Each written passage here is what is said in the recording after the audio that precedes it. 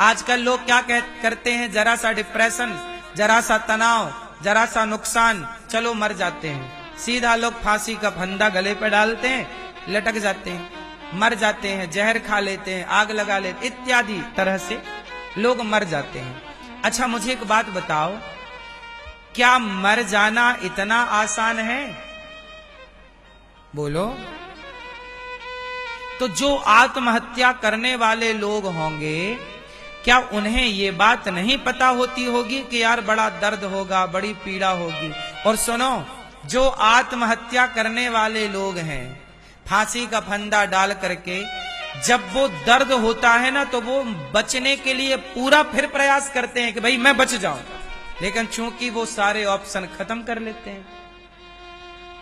लटकने वाला भी यदि बचना उसके पास ऑप्शन रहे तो वो लटकने के बाद भी बचना चाहे तो बच जाए। यदि उसके पास विकल्प होता तो वो ना मरता, क्योंकि मरने का जो दर्द है वो सबसे भयंकर है, ऐसे ही प्राण नहीं निकलते। अब मुझे एक बात बताओ कि जिंदगी इतनी खूबसूरत है, बताओ जिंदगी अच्छी है कि बुरी है? बोलो, अच्छी है। जब जिंदगी इतनी अच्छी है तो लोग मरना क्यों चाहते हैं? मतलब मरना का मतलब है आत्महत्या। मैं यहां सिर्फ आत्महत्या की बात कर रहा हूं। जब जिंदगी इतनी सुंदर है तो कुछ लोग आत्महत्या क्यों करते हैं? क्योंकि उनके जो पॉजिटिविटी का रास्ता था वो बंद हो गया। दरवाजे जो थे ना मेरी माँ, वो सकारात्मकता के दरवाजे, अब केवल एक दरवाजा खुला है, केवल नेगेटिविटी का, नकारात्मकता का।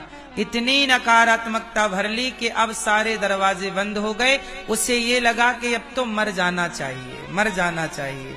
ऐसा करते करते वो मर जाता। किसने मार दिया?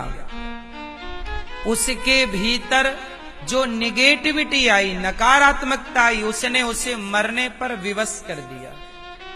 इसलिए कहता हूं कि नकारात्मकता क्यों बढ़ती है? अच्छा एक काम करो, आप हंसो ना, आप मुस्कुराओ ना, आप मिलो जुलो ना।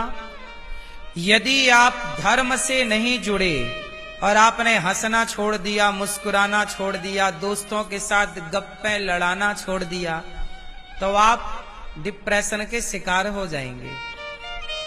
इसलिए कहता हूं कि अपनों को हंसाते रहो। हंसाना और हंसना और गप्पे लड़ाना, कथा सुनना, भगवान की चर्चा करो, थोड़ा गप्पे भी लड़ाओ और हंसो जरूर, मुस्कुराओ जरूर। हंसने मुस्कुराने वाला व्यक्ति कभी आत्महत्या नहीं कर सकता, वो डिप्रेशन में कभी नहीं जा सकता। क्योंकि जो मुस्कुराएगा, जो हैप्पी है, खुश है, ये चीजें उसे प्रभावित नहीं कर पाती। करने का प्रयास तो करती है नेगेटिविटी उसे भी, पर वो सफलता नहीं मिल पाती। इसलिए कहते हैं मेरी माँ कि कथाएं सुना करो ना, तो आपके भीतर पॉजिटिविटी बनी रहेगी। कथाएं ना सुनने से आप इतने नेगेटिविटी के शिकार हो जाते हैं कि आपको डिप्रेशन की दवाइयां खानी पड़ती हैं, जबकि डिप्रेशन की कोई दवाई है नहीं, पर व्यर्थ में आप खा रहे हैं। वो दवाइयां खाएंगे, फिर उन दवाइयों का साइड इफेक्ट होगा तो शरीर में रोग होगा, फिर उस रोग को ठीक करने के लिए फिर दवाइयां खाइए, फिर सारी जिंदगी की कमाई दवाइयों में खर्च करते रहिए। समाधान क्या है? आपको पहले एक बात समझनी है। पहला ये बताओ आप लोग मुझे कि आप सोचते बहुत हैं, ये बात सही है कि गलत है? अब मुझे ये बताओ कि सोचना सही है कि गलत है? गलत है। अब मुझे ये बताओ कि सोच करके क्या पाते हैं आप लोग? क्या आपका सोचा हुआ पूरा होता है? क्या आपका चाहा हुआ पूरा होता है? उत्तर दो, बोलो मेरी मां, बोलो। नहीं। अब आपका सोचा पूरा नहीं होता, आपका चाहा पूरा नहीं होता। अच्छा ये बताओ फिर होता क्या है? जो आप चाहते हैं, जो आप सोचते हैं वो पूरा होता है, या जो भगवान चाहते हैं वो होता है? अच्छा ये बताओ, आपके चाहने से कुछ होता है? अच्छा, आप चाहते हैं कि हमारा ब्याह इससे हो जाए, क्या हो जाता है? आप चाहते हैं कि हमारा घर ऐसा बन जाए, क्या बन जाता है? आप चाहते हैं कि हमारी गाड़ी ऐसी हो, क्या हो जाती है? फिर आप चाहते हैं कि हमारा रूप रंग भी ऐसा हो, क्या हो जाता है? नहीं। लेकिन आप लोग फिजूल में क्रीम पाउडर लगा लगा के वैसा बनना चाहते हैं, व्यर्थ का खर्चा। अच्छा, आपके चाहने से कुछ नहीं होना, फिर किसके चाहने से होना है? जब भगवान के चाहने से सब होना है, तो फिर क्यों ना भगवान में ही समर्पण कर दिया जाए। प्रभु जब आप ही चाहो, फिर आप टेंशन किस बात के लिए है? फिर टेंशन छोड़ो ना भाई, जब हमारे चाहने से होना ही नहीं है। अब हम गए तो थे छत्तीसगढ़ कथा सुनाने, पर हम पहुंच ही नहीं पाए। हमारे चाहने से क्या हुआ?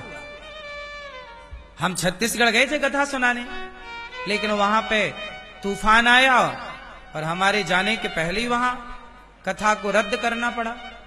तो हमारे चाहने से क्या होता है बताओ? हम देखो छत्तीसगढ़ कथा सुनाने गए और सुना रहे हैं वृंदावन में बैठ करके, मतलब हम अपने हिसाब से नहीं चल रहे हैं, कोई शक्ति है जो हमें अपने हिसाब से चला रही है। बोलो हाँ।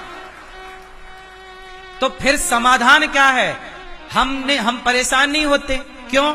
हमें पता है कि हमें भगवान चला रहे हैं, हम उनके हिसाब से, इसलिए हम तो सरेंडर रहते। प्रभु ने कहा कि जाना छत्तीसगढ़, तो चले गए। वहां तूफान भगवान ने भेज दिया कि भाई अब यहां से चलो, वापस आओ। हम वापस आए, चलो यहां कर। हमने समर्पण कर रखा है अपने आप को, प्रभु तुम्हारी मर्जी, हम तो तुम्हारी पतंग है, जैसे तुम उड़ाना चाहो उड़ाओ। जब आप इनमें समर्पण कर दोगे तो फिर टेंशन आपको थोड़ी होगी, हमें तो कोई टेंशन नहीं है। बोलो हाँ। हर हाल में हमें ये जानते हैं कि हम अपनी मर्जी से नहीं चल रहे हैं, हमें कोई शक्ति चला रही है। तो ये समर्पण है ना, इसलिए हम टेंशन नहीं लेते। आप टेंशन लेते हो, आपको लगता हम कर रहे हैं, आपको लगता बेटी का ब्याह हमें करना है, मैं बेटी का ब्याह अब जब बेटी का ब्याह तुम्हें करना है तो टेंशन तुम्हारी ही होगी, और आप कहती हो बेटी का ब्याह हमें करना है। नहीं, जिसने बेटी को आंख दी है, जिसने बेटी को पांव दिए हैं, ये बताओ तुम्हारी बेटी को आंख किसने दी है? किसने? पांव किसने दिए तुम्हारी बेटी को? तुम्हारी बेटी को किडनियां किसने दी? पेट और पीठ किसने दिया? कान और मुंह किसने दिया? जिस परमात्मा ने तुम्हारी बेटी को बनाया है, उसे गोरा या काला बनाया है, लंबा या ठिनगा बनाया है, जिस परमात्मा ने उसे रूप रंग दिया, जिस परमात्मा ने उसे आंख कान हाथ पांव नाक दिए, क्या उस परमात्मा को चिंता ना होगी कि ये ब्याह के लायक हो गई है तो इसका ब्याह भी करना? जिसने आंख नाक कान बनाई है, उसी परमात्मा ने उस लड़की के लिए एक वर भी बनाया होगा, लड़का भी बनाया होगा, जो आगे चलकर इसका पति होगा। जोड़ी तो सब ईश्वर बनाए ना भेजते हैं। बेटी पैदा हुई तुम्हारे घर, तो उसका पति भी कहीं पैदा हो रहा होगा आसपास। तुम्हारे घर लड़का पैदा हुआ तो उसकी जोड़ी भी किसी ना किसी घर में पैदा हो गई होगी, और बाद में एक टाइम के बाद वो मिल जाते हैं, जिसे आप विवाह कहते हैं। आप प्लानिंग करो, टेंशन ना लो, ये विश्वास रखो कि जिस परमात्मा ने मेरी बेटी बनाई, मेरा बेटा बनाया, उसने ही इसके लिए इसकी जोड़ी भी बनाई होगी। जिस परमात्मा ने हमारा जीवन दिया है, वही परमात्मा हमारे जीवन को व्यवस्थित रखने की व्यवस्था भी कर रहा है। देखो ना, आप जब पैदा हुए तो आप रोटी खा नहीं सकते थे, आप उस समय पानी पी नहीं सकते थे, खिचड़ी और दलिया आप खा नहीं सकते थे। तब उसी को चिंता थी ना, तुम पैदा हुए तो पैदा होते तुरंत माता के आंचल में तुम्हारे लिए मीठा मीठा दूध भर दिया। चिंता थी तब ना दूध की सप्लाई चालू हो गई। ना होता तो तुम पैदा होके फिर दलिया खा लो, तो खा लो खिचड़ी, खा लो मुर्गी की टांग, खा लो मछली। परमात्मा ही ना है जो तुम्हारे पैदा होते ही तुम्हारी मां के आंचल में दूध भर रहा है। तुम क्यों नहीं देख पाते इस शक्ति को? तुम क्यों नहीं ईश्वर के हिसाब से चलते? अपना हिसाब किताब क्यों चलाते हो साहब? इसी से तुम तनाव में, डिप्रेशन में, चिंता में घिरे रहते हो। तुम अपने हिसाब से चलाना चाहते हो। अच्छा, दो लोगों का नाम सुनो, अर्जुन और दुर्योधन। दुर्योधन को भी भगवान श्री कृष्ण ने अपने हिसाब से चलाना चाहा था। क्या कृष्ण के हिसाब से दुर्योधन चला? गए थे ना, 5 गांव दे दो दुर्योधन। दुर्योधन क्या बोला? मैं सुई की नोक बराबर भूमि नहीं दूंगा। कृष्ण ने तो अपने हिसाब से चलाना चाहा था, पर दुर्योधन कृष्ण के हिसाब से नहीं चला, वो शकुनी के हिसाब से चला। जबकि अर्जुन कैसे चले? अर्जुन कृष्ण के हिसाब से चले। जो कृष्ण के हिसाब से चले वो जीत गए, जो कृष्ण के हिसाब से नहीं चले हार गए। सिंपल फंडा है ना साहब। जो भगवान के हिसाब से चलेंगे वो ना जीतेंगे। तो अनिरुद्धाचार्य किसके हिसाब से चलता है? हाँ, और आप लोग किसके हिसाब से चलते हो? अपने हिसाब से चलना चाहते हो। हाथ जोड़ विनती करूं, अपने हिसाब से ना चलो, सदा ईश्वर के हिसाब से। ये सोचो कि ये अब देखो हानि हो जाए तो समझो ईश्वर के हिसाब से चलो, जो हो गया हो गया। आपको क्या लगता है? हानि और लाभ नहीं होता? सब होता, सबका होता है। हानि लाभ तो प्रकृति का नियम है ना।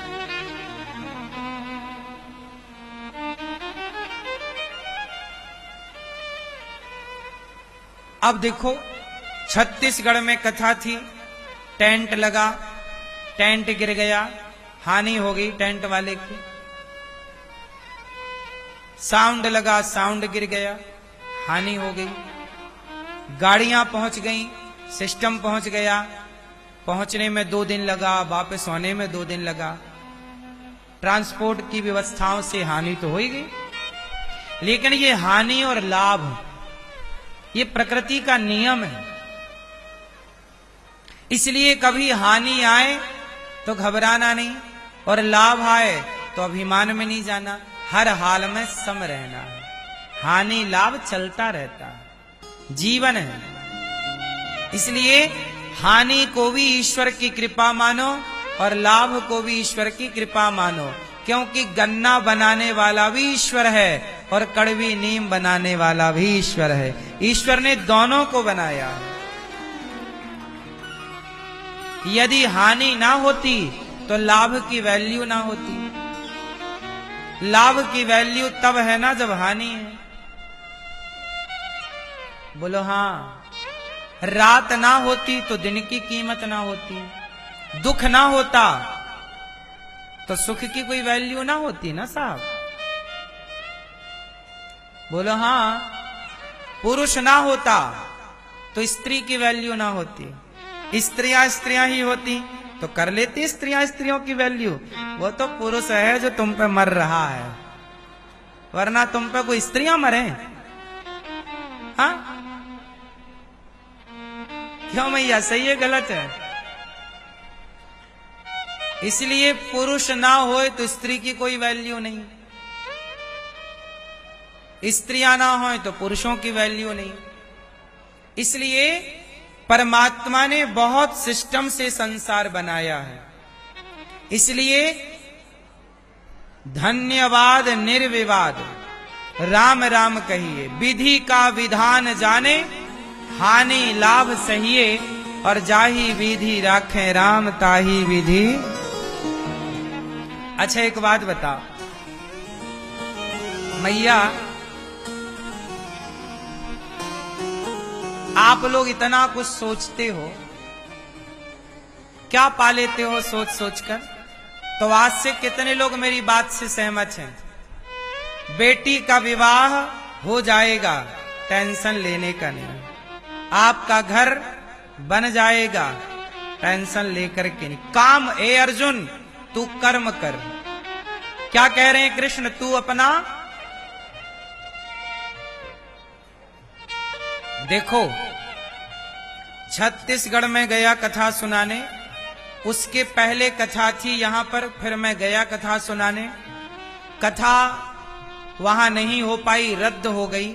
मैं चाहता तो 2-4 दिन थोड़ा रेस्ट कर लेता कि चलो वहां रद्द हो गई, अब मैं थोड़ा विश्राम कर लूं, 4-6 दिन मिला है तो विश्राम कर लूं। लेकिन मैंने विश्राम को नहीं चुना, मैंने काम को चुना। मुझे विश्राम नहीं करना। क्यों? क्योंकि गीता में भगवान ने यही तो कहा है कि तू कर्म कर, फल मैं दूंगा। इसलिए मैं इसकी उम्मीद कभी नहीं करता कि मुझे क्या मिलेगा। नहीं, मुझे क्या मिलेगा, मुझे क्या नहीं मिलेगा, इसकी मैं परवाह नहीं करता। मैं ईमानदारी से केवल अपना कर्म करता हूं। भगवान कहते हैं कर्म तू कर ईमानदारी से, फल कोई व्यक्ति थोड़ी देगा, परमात्मा ना फल देते हैं। इसलिए मैं अपना काम करता हूं। मुझे आप लोग फल देते हैं कि ईश्वर? इसलिए हम अपना कर्म कर रहे हैं।